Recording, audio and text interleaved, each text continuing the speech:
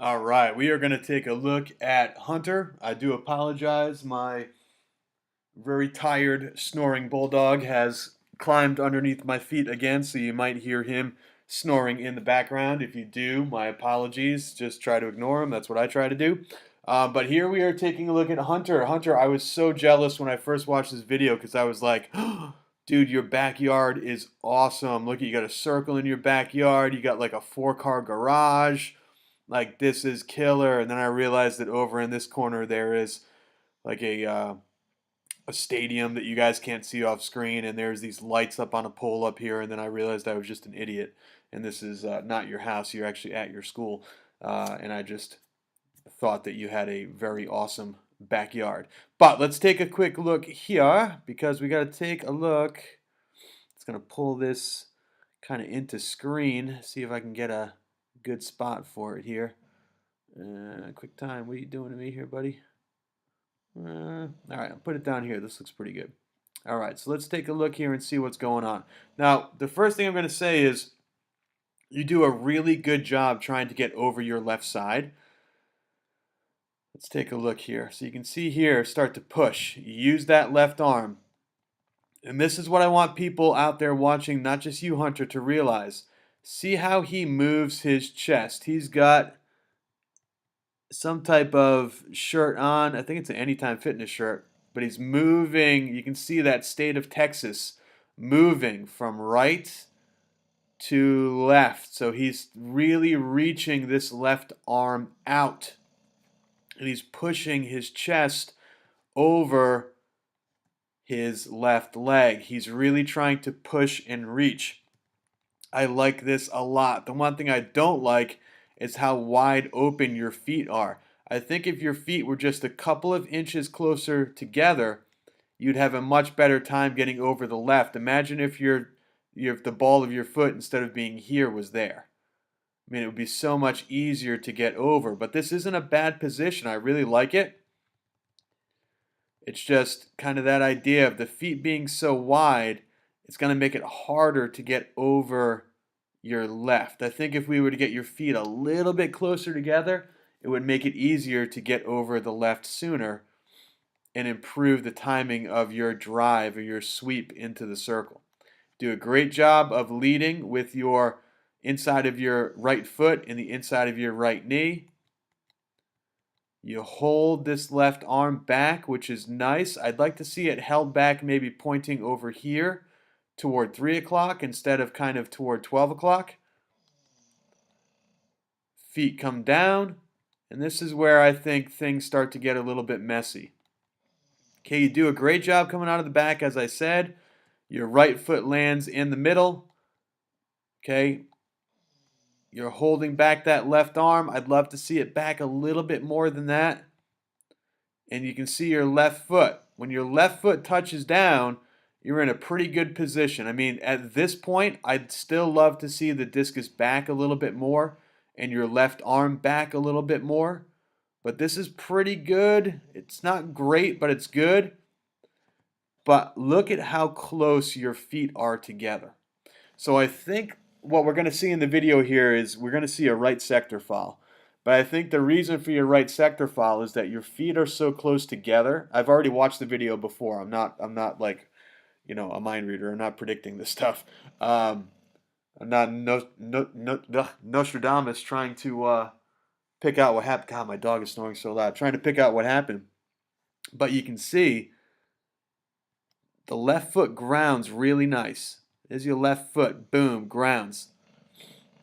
You start to turn that right side. Boom, you get a good block with your lower left side, good block with the right side, but look at where the hip is going. See how the hip is kind of going diagonally that way. See how you're pushing the hip up